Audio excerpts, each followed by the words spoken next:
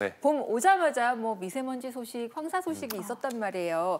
저도 목이 칼칼하고 좀 기침도 나는 것 같고 컨디션이 좀 안 좋았는데 왜 그런지 이유 잘 몰랐거든요. 근데 이게 알레르기 질환과 관련이 있을 수도 있다는 게 참 놀랍습니다. 네, 특히 주변에서 산에 다녀오신 분들이 코막힘이나 콧물 때문에 불편함을 호소하시는 경우가 왕왕 있었거든요. 네. 근데 이게 공기가 나빠서일 수도 있겠지만 알레르기일 수도 있다는 사실이었어요. 네, 교수님. 네, 맞습니다. 우리나라는 화분의 나라라고도 할 수 있을 정도로 다양한 화분이 계절마다 날리거든요. 봄에는 주로 꽃나무, 여름에는 풀, 가을에는 잡초 계열의 화분이 날리기 때문에 환자에 따라서 언제든지 등산 후에 콧물이나 재채기, 코막힘과 같은 알레르기 증상이 나타날 수 있습니다. 그리고 꼭 화분이 아니더라도 겨울철에 차고 건조한 기운에 의해서 혈관 운동성 비염으로 알레르기 증상이 나타나는 분들도 계시고요. 진먼지 알레르기와 같이 흔한 알레르기에 노출된 분들의 경우에도 산에서 급격하게 온도 변화를 겪게 되시면 알레르기 증상을 겪으실 수가 있습니다. 그래서 내가 산에 다녀와서 이런 증상들이 악화되었다 하시면 한 번쯤은 알레르기 검사를 받아보시기를 권고드립니다.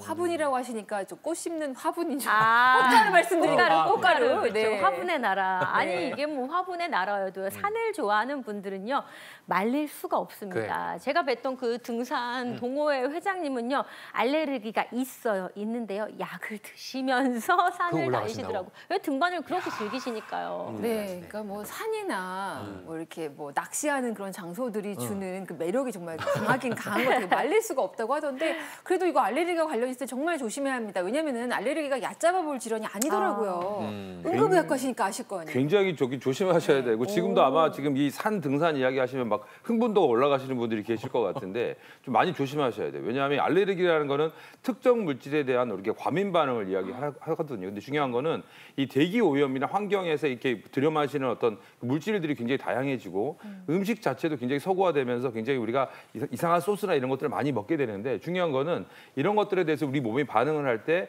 제일 문제되는 게 알러지고 두 번째가 이제 아나필락시스라는 거. 그다음에 아나필락틱 쇼크가 있습니다. 이 쇼크는 사망까지 바로 이룰 수 있기 때문에 굉장히 위험한데 응급실에 요즘에 환자가 굉장히 많이 늘어나게 됐고 근데 이런 분들은 제일 중요한 건 사실은 예방입니다. 예방. 그래서 이렇게 산이나 등산을 하실 때 물질에 노출되지 않게끔 하는 게 중요하기 때문에 평상시 드시는 음식을 가져가시고 또 이 피부나 이런 것들 좀 잘 가리고 다니시는 게 중요할 것 같고 만약 이런 증상이 생겨서 무슨 호흡계나 이런 것들 신경계나 이런 데 뭔가 문제가 생겼다고 했을 때는 이거는 뭐 현장에서 할 수 있는 건 특별하게 없습니다. 빨리 119를 부르셔가지고 병원을 오시는 것이 가장 현명한 방법이 될 것 같습니다. 근데 산도 산이지만요. 사실 꽃가루 알레르기 이거 심할 때는 문도 못 연다는 분들이 그렇게 많으시거든요. 맞아요. 제가 아는 형님 중에는 사실 본인이 그 군대 있을 때 화생방 했던 것보다 봄이 더 무섭다고. 맨날 그러시다. 봄만 오면 그냥. 그래서 꽃가루 알레르기 심하신 분들은 봄이 오는 걸 그렇게 걱정하시고 두려워하시더라고요. 이거를 좀 대처할 수 있는 방법에는 뭐가 있을까요, 김 교수님? 네, 제가 대처하실 수 있는 방법 2가지 오늘 알려드릴 텐데요. 네. 첫 번째는 바로 코 세척이고요. 두 번째는 찜질입니다. 네, 많이들 해보셨을 텐데 일단 코 세척은 직접적으로 화분이라든지 알레르겐들 여러 가지 그리고 찌꺼기 포함해가지고 바깥으로 내보내면서 수분을 공급해주고 산모 운동을 원활하게 하면서 알레르기 증상을 완화시켜주는 데 굉장히 효과적인데요. 생리식염수랑 규격화된 제품들을 충분히 가까운 데서 구매하실 수 있기 때문에 활용해보시면 좋으시고요. 내가 집에서 꼭 소금물로 만들어서 해보시겠다 하시는 분들은 1리터당 9g이 이 생리식염유와 가장 비슷한 농도입니다.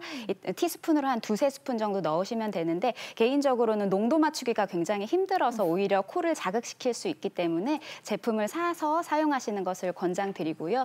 그리고 찜질 같은 경우에는 우리가 이렇게 알레르기 증상 심하신 분들은 눈 빨개지면서 알레르기 코랑 같이 오시는 분들 많으세요. 급성으로 눈에 뜨끈뜨끈한 염증이 동반됐을 때는 차가운 찜질도 도움이 되는데요. 만성적으로 비염에 시달리시면서 코막힘 증상 같은 것들이 심하신 분들은 오히려 따뜻한 찜질이 더 효과적일 수가 있습니다. 네.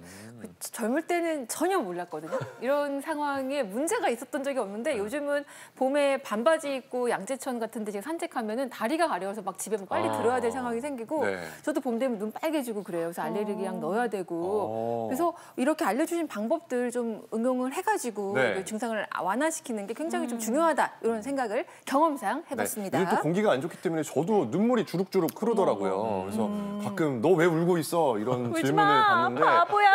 슬퍼서 우는 게 아니라 눈물이 주룩주룩 흘러요. 알레르기 때문인지. 그러니까요. 네, 나이 들면 더 심해질 거예요, 아마. 네. 근데 봄철에 조심해야 할 알레르기가 또 하나 있습니다. 저도 역시 겪었던 알레르기예요. 뭔지 좀 알려주세요. 우리가 봄철에 조금 조심하셔야 될 것 중에 아까 예상이라고 생각하실지 모르지만 햇빛 알러지가 있습니다. 햇빛 네. 알러지. 근데 햇빛은 우리 대한민국 여성분들 요즘에 뭐 운동장 걸어 다니시는 분 보면 얼굴 형태를 잘 모르시잖아요. 얼굴 어떻게 생긴지도 모를 정도로 저도 다 그래요. 가지고 다니시는데 사실 그게 꼭 바람직하지는 않습니다. 왜냐하면 햇빛이라는 거는 천연 사실은 이 뼈 보충제죠. 우리가 비타민 D를 이렇게 흡수해서 하는 거기 때문에 좀 특별하게 알러지가 아니신 분들은 너무 가리시는 건 좀 추천드리지 않고요. 근데 중요한 거는 알러지가 있으신 분들. 근데 이 햇빛 알러지는 굉장히 괴롭습니다. 왜냐하면 일단 바깥 나가서 운동을 하고 싶어도 이게 노출이 되면 저렇게 홍조나 부종이나 이런 가려움증 이런 것들이 유발이 되시는데 이 정도는 뭐 괜찮겠지 하면서 그냥 그거 덮어두지 마시고 이런 분들은 방송을 좀 잘 보실 필요가 있어요. 왜냐하면 방송에는 간혹 이렇게 자외선 지수 같은 게 방송이 되잖아요. 그러면 지수가 높다 그러면 이분은 좀 제발 나가지 않으시는 게 좋다. 그리고 중요한 거는 자외선 차단제 물론 이렇게 그 증상이 원래 진단 받으신 분들은 잘 하시거든요. 근데 이런 알러지가 일단 이거 평상시에 나갔을 때 있다 하시는 분들은 차단제 바르시는 거 굉장히 잘 하셔야 되고 그다음에 아까 말씀드린 이렇게 가리는 거 이것도 이분들은 꼭 하셔야 됩니다. 그래서 그 어떤 얼굴 형체를 못 알아본다 하더라도 반드시 이렇게 하는 차단제 또 그다음에 그 가리는 것들 이런 것들을 적극적으로 활용하실 필요가 있습니다.